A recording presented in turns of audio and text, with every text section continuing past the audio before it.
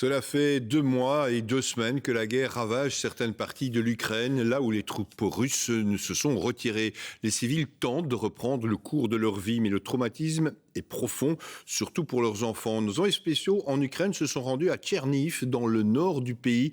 La ville a été encerclée et bombardée par les troupes russes durant plus d'1 mois. Les enfants qui ont vécu cet enfer sont profondément marqués, bien évidemment.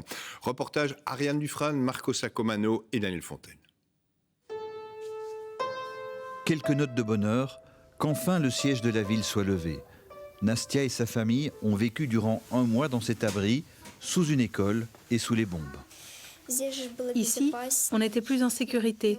Dans la rue, ça faisait peur.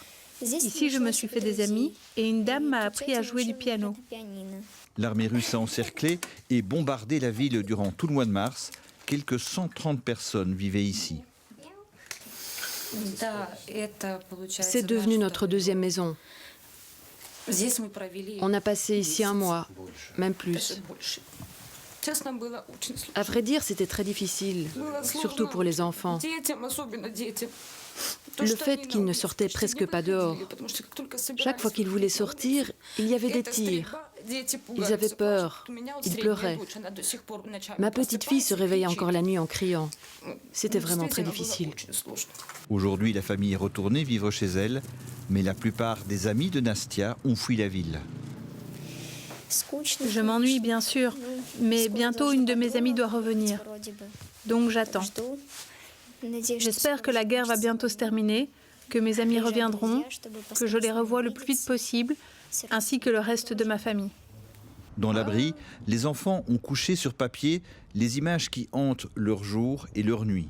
Le traumatisme est profond et difficile à exprimer. La ville est détruite. Certaines maisons sont comme explosées de l'intérieur. On est passé à côté d'une maison, c'est peut-être un missile qui l'a fait brûler. Je pense qu'on va tout reconstruire, mais en mieux, pas comme avant. J'espère que nous allons gagner. 70% des écoles de la ville ont été touchées par les bombardements russes. Certaines sont totalement détruites. Vous voyez la destruction de notre école. C'était un endroit accueillant, où les enfants étaient joyeux, où ils étudiaient. Ils étaient contents de venir à l'école. À présent, ils sont tristes. Ils ont très envie d'y revenir. Chaque jour, on m'appelle pour me demander quand nous allons recommencer l'école et qu'ils pourront revenir étudier. Certains enfants osent à peine ressortir de chez eux alors que le siège est terminé depuis plus d'1 mois. L'arbre vit quand même toujours. Marina redécouvre son quartier, détruit. J'ai peur que la guerre recommence et que ça tombe sur ma maison. Comment continuer à vivre? Même comme ça, sur mon cœur, une blessure est ouverte.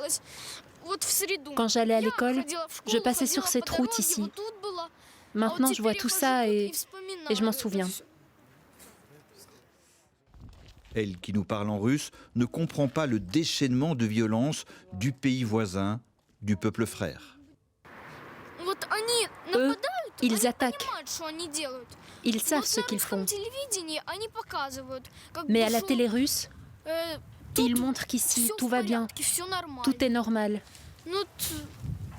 Mais s'ils étaient ici, ils ne pourraient plus penser ça. Ils n'auraient pas attaqué, car ils ont bombardé sans pitié.